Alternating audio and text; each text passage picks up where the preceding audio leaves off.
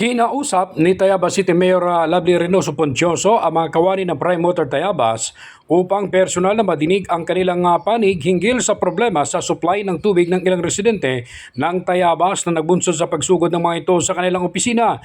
Binigyang paliwanag ng pamunuan ang biglaang pagkawala ng daloy na halos tumagal lamang ng 30 minutong supply dahil sa airlock o napasukan ng hangin ang tubo dahil sa natuklasang sira sa parting Angustias na siyang nagpahina sa pressure ng tubig. Paliwanag ng mga opisyal ay paparting na umano ang mga kontratista na mag-aayos ng nasabing leak at kaagad na sisimulan ang repair nito. Kabilang sa mga napag-usapan sa maikling pulong ang antas ng mga naisa sa katuparan sa ilalim ng 5-year rehabilitation plan ng Prime Water QMWD at nagbigay ng update ang pamunuan tungkol sa naaprobahang programa sa gagawing reservoir sa barangay Ipilan at pipelaying para sa siserbisyo ang lugar.